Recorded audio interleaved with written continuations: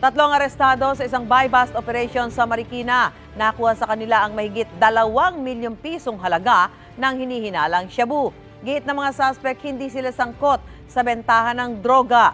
May unang balita si EJ Gomez. Di na nakapalag ng makorner ng mga pulis ang tatlong sospek sa pagtutulak ng ilegal na droga sa Marikina City. Nagpanggap na buyer ang isang pulis sa ikinasang buy-bust operation sa Singcama Street, Barangay Tumana noong Huwebes. Sa kanila mismong bahay na aresto ang 2 lalaki at isang babae na pawang mga residente ng Barangay Tumana. Isa raw sa kanila ang dati nang nakulong dahil sa ilegal na droga ayon sa pulisya. Umabot po kami ng 6 na buwan sa pag-monitor dito sa ating mga suspects. Mula po ito nung lumabas itong isa, ay minonitor na po natin siya. Tinignan po natin kung siya ay babalik sa pagbebenta ng illegal na droga or aayusin niya na yung kanyang buhay. Nasabat sa mga sospek ang 20 sachet ng hinihinalang shabu na tumitimbang ng humigit kumulang 330 grams. Nagkakahalaga ito ng mahigit 2.2 milyon pesos. Ngayon pong 2024, ito na po ang pinakamalaki. Itong illegal na droga na nakumpiska namin sa kanila ay nanggaling sa Quezon City. At ito ay dinideliver sa kanila gamit ang motorcycle taxi.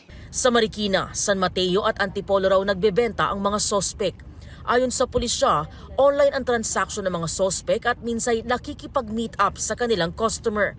Itinanggi ni alias Khalil, 28 anyos at alias Amrex, 24 anyos ang paratang. Wala pong katotohanan yun, ma'am. Hindi po sa amin yun. Nagbagong buhay na po, katunayan po.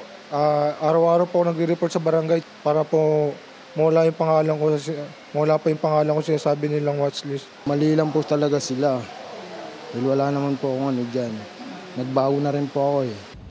Depensa naman ng 21 anyos na babaeng sospek. Hindi naman talaga ako yung involved din sa drugs na yun. Siyempre ma'am, masakit kasi may naiwan po akong mga anak sa labas. 2 po, mga bata pa. Naging kalma naman ako pero ako pa rin yung dinampot nila. Kahit wala naman talaga. Sa Marikina City Jail, kasalukuyang nakukulong ang mga sospek. Mahaharap sila sa reklamong paglabag sa Republic Act 9165 o Comprehensive Dangerous Drugs Act of 2002. Ito ang unang balita. EJ Gomez para sa GMA Integrated News.